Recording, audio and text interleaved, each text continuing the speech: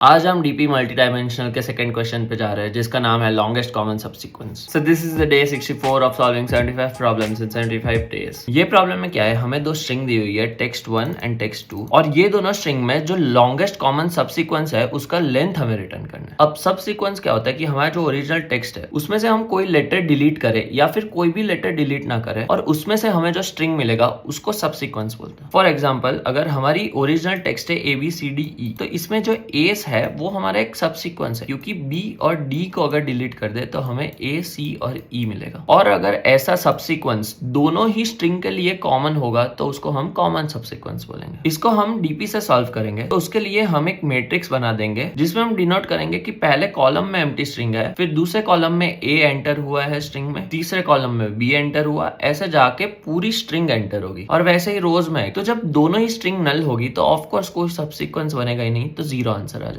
वैसे ही ये पूरी रो के लिए होगा और ऑफ कोर्स ये कॉलम के लिए भी होगा। फिर जब दोनों ही स्ट्रिंग में ए एंटर होगा तो हमारा पहला एक सबसीक्वेंस बनेगा जो होगा ए और उसका लेंथ होगा 1। फिर उसके बाद बी एंटर होगा तो हमारी ये स्ट्रिंग बन जाएगी ए बी, दूसरी स्ट्रिंग हमारी ए ही रहेगी, इसमें भी हमारा लॉन्गेस्ट कॉमन सबसीक्वेंस 1 ही रहेगा जो होगा ए। फिर जब फाइनली ये सी ऐड होगा तब हमारा एक और कॉमन एलिमेंट हो जाएगा जो होगा सी और इसमें हमारा लॉन्गेस्ट कॉमन सबसीक्वेंस बनेगा ए सी, क्योंकि हम यहाँ पे बी को डिलीट कर दे तो हमें ए सी मिल जाएगा और इधर तो है ही, तो इसीलिए इसकी लेंथ आएगी 2। और जब फाइनली ई ऐड होगा तब हमारा लॉन्गेस्ट कॉमन सबसीक्वेंस 3 का बन जाएगा, क्योंकि ए सी ई तीनों ही आ गए हैं दोनों ही स्ट्रिंग में, तो यहाँ पे आंसर 3 आएगा। अब इसको हम कोड में कैसे लिखेंगे, तो इसमें मेनली दो कंडीशन बनेगी। जब हम लेटर्स को ऐड कर रहे हैं तो अगर वो दोनों लेटर्स मैच कर रहे हैं तो कुछ होगा और अगर वो दो लेटर्स ऐड नहीं कर रहे तो कुछ और होगा। फॉर एग्जाम्पल, ये दोनों जो सी है वो मैच कर रहे हैं तो इसमें हमारा डीपी ऑफ आई कॉमा जे जो होगा